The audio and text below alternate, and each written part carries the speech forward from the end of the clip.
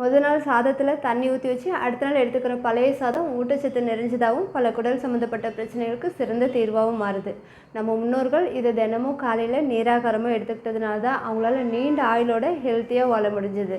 Tea coffee குடிக்கிற பழக்கம் வந்ததுனால என்னவோ படிப்படியாக இந்த நீராகாரம் குடிக்கிற பழக்கம் மறக்கப்பட்டே போச்சு.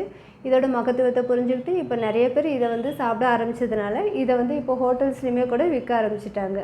சரி, இதில் அப்படி என்ன தான் ஊட்டச்சத்து இருக்குது அப்படின்னு பார்த்தோம்னா, இந்த மாதிரி சாதத்தில் தண்ணி ஊற்றி வச்சு நைட்டு ஃபுல்லாக இந்த மாதிரி ஊறும்போது இதில் ஃபெர்மெண்டேஷன், அதாவது நொதித்தல்ன்ற ப்ராசஸ் நடக்கிறது மூலமாக இதோட நியூட்ரிஷனல் வேல்யூ ரொம்பவே அதிகமாகுது.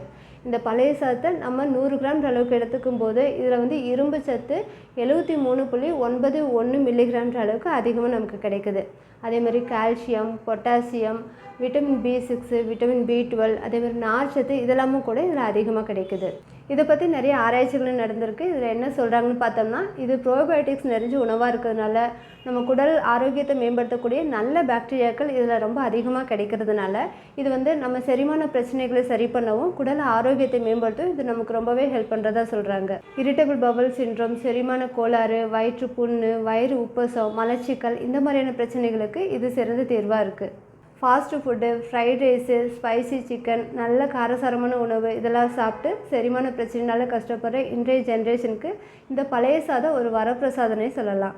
இதில் இருக்கக்கூடிய விட்டமின் B12 நம்ம உடல் அசதியை போக்கி நம்மளை எனர்ஜெட்டிக்காக வச்சுக்கவும், அதே மாதிரி இது நம்ம நோய் எதிர்ப்பு சக்தியை அதிகப்படுத்தவும், நம்ம தோல் ஆரோக்கியத்தை மேம்படுத்தவும் நமக்கு ரொம்பவே உதவுது. இந்த பழைய சாதம் ரொம்ப ஆரோக்கியமான உணவாகவே இருந்தாலுமே இது நம்ம உடம்புக்கு நல்ல குளிர்ச்சியை கொடுக்கறதுனால நம்ம அதிகமாக சளி, இருமல், அதே மாதிரி சிவியர் சைனஸ் பிரச்சனைனால கஷ்டப்படுறவங்க, அதேமாதிரி சிவியர் ஆர்த்ரைட்டிஸ் பிரச்சனைனால கஷ்டப்படுறவங்களாம் இதை தவிர்க்கிறது நல்லது.